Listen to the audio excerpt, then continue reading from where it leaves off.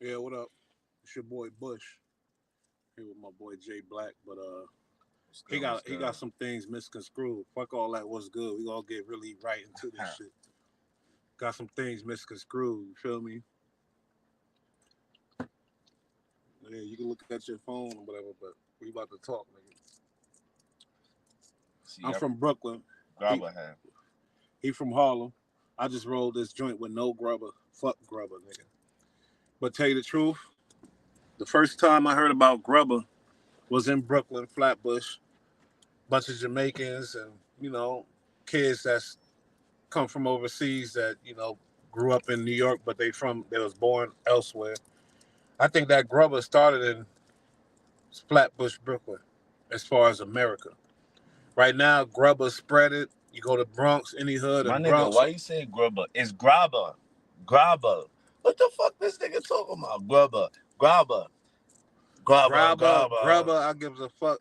All right, it So, started in Brooklyn. That's what I'm saying. I don't do it. I don't use nah, it. He grabba. fuck with it, but I'm gonna tell him right now. He a little younger than me. It started in Brooklyn. Grubber, how you say it again? Say it again. Grabba. Grabba started in Brooklyn, and that's a known fact. It ain't nothing to argue about in that situation. You feel me? And if you go in any bodegas and throughout the Brooklyn inner cities or whatever, you're gonna find grubba. They gonna have that. I just feel like it's weird that you can't find Fonto nowhere. People, now everybody got grabba, grabba, grabba. Like, I don't know. What's up with Brooklyn?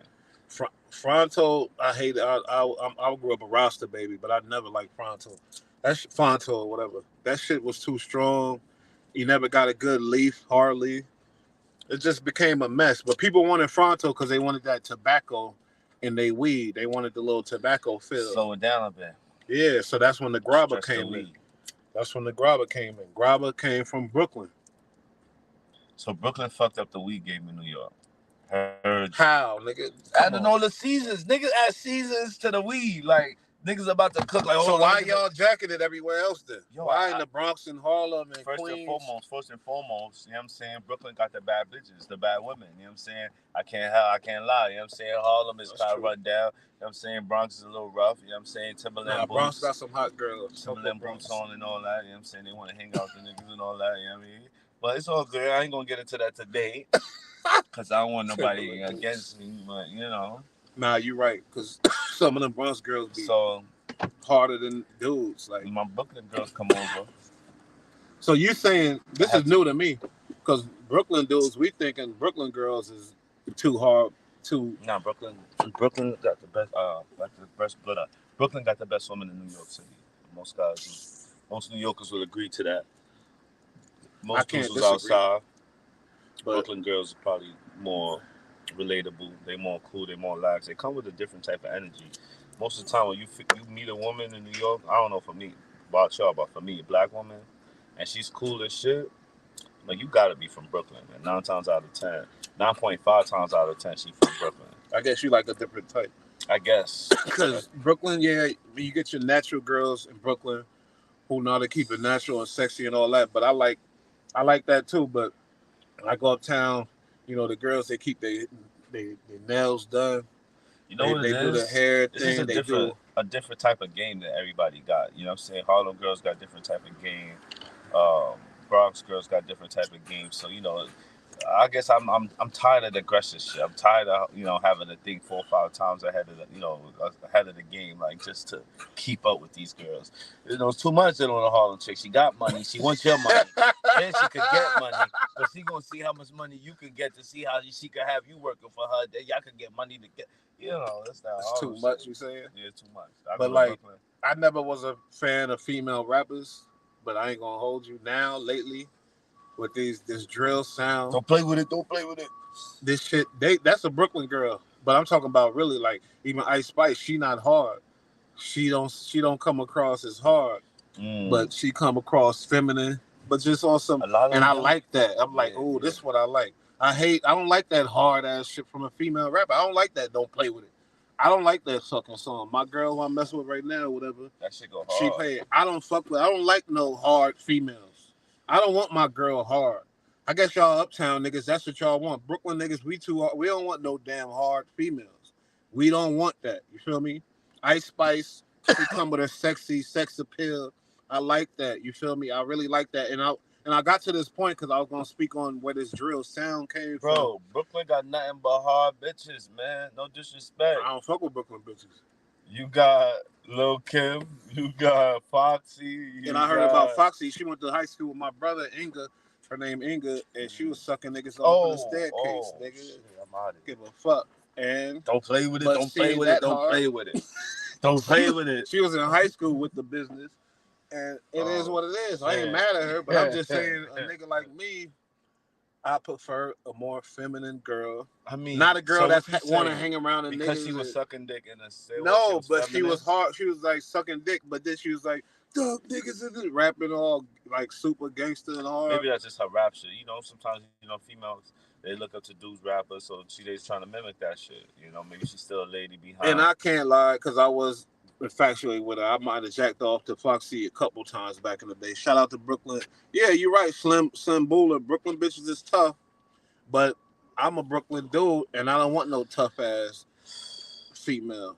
That's why I love my Harlem, my uptown girls.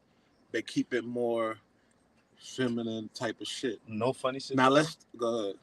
With these females though, one thing I do realize about New York women, like they are feminine, but they gotta be put in that environment. You know what I'm saying? Like New York is tough, so they gotta be tough. You take some of these women out of this rough environment, and then you put them in a feminine environment. Sometimes they loosen up. I guess you're right. You're right. And she's from East New York. It's over. You know how that Brooklyn water is. That's a fact. But guess what? Like even Ice Spice, that song, will it really be as successful if it didn't driven by the drill shit? Let's be honest here.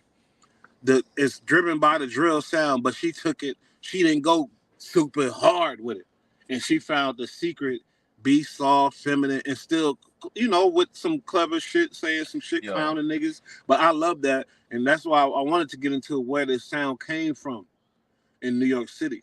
Now, it was in London, the UK, and that's dudes, and really, African descent all day. It comes straight from Africa. But then, like, how Brooklyn niggas, Chef G, 22Gs, these niggas realized them beats. They took them. And we started that East Coast drill, nigga, in Flatbush, in my hood, nigga, because that's where it came from.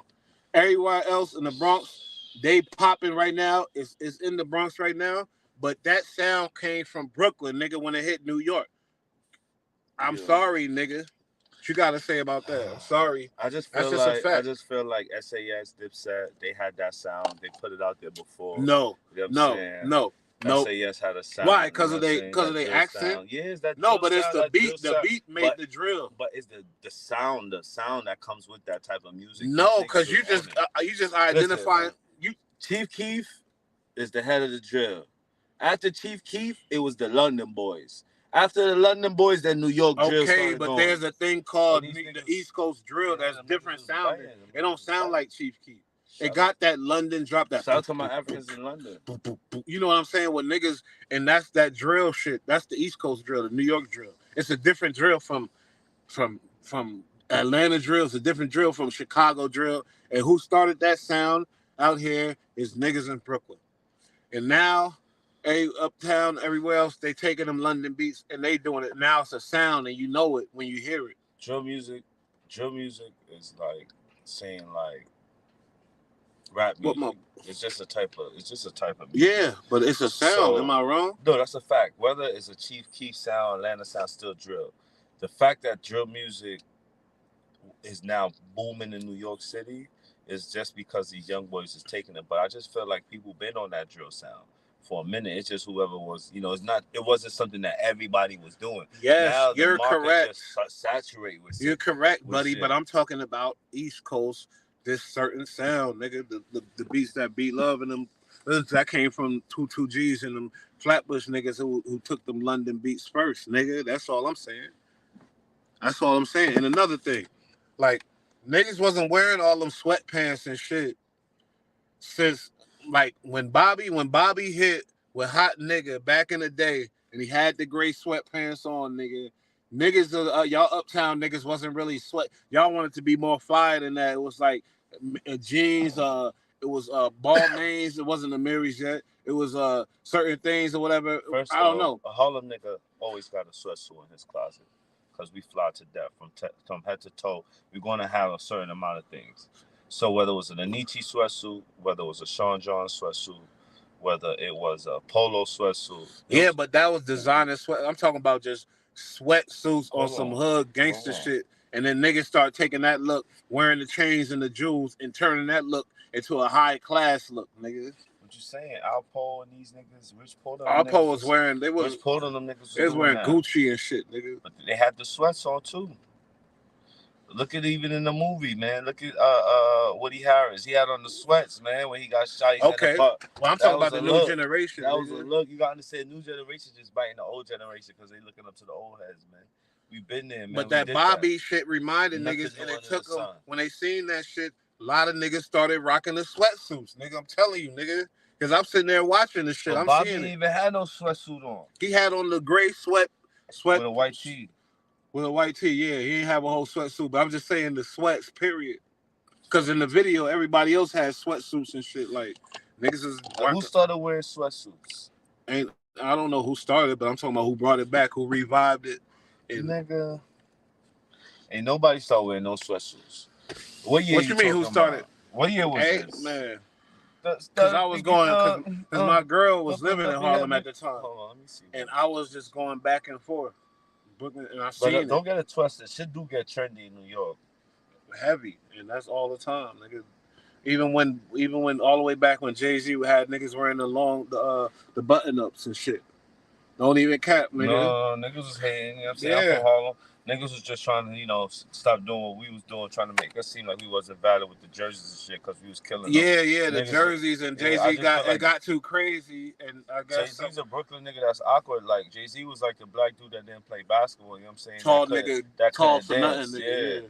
Oh, man, I shouldn't be talking shit like that. Nah, I don't give a fuck. I speak the truth. That's how I felt like, you know what I mean? I loved Hov. He looked good in the jersey, like how Harlem niggas was rocking the jersey. We was killing the jersey game, you know what I'm saying? Now it was like, oh, nah, that shit got saturated. Now we on our grown man shit. Nah, man, you hating. You just want to switch the style up.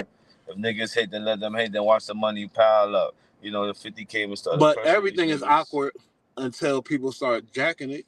Come on. Every original thing, and then all of a sudden it becomes a cool thing. Nothing comes all cool in the beginning because it all comes from an individual, somebody's mind, every idea, everything we doing, you feel me? But then you have to have that influence like Hov had to turn the people and make them. Who has the most influence on hip-hop music in New York? Right now in New York, who has the most influence on hip-hop music? What y'all think? Because I'm going to say right now, at this moment, right now, in New York, Drake. Drake got the most influence in hip-hop in every state, in every town, nigga. Sorry to say it, but Drake could come out here and pull a New York nigga and turn the whole shit up if he want to. You feel me? But, like, okay, I know you looking for something else. I'm thinking Hov, but really, I don't know how much involved he really is with the music anymore. You feel me? Lately.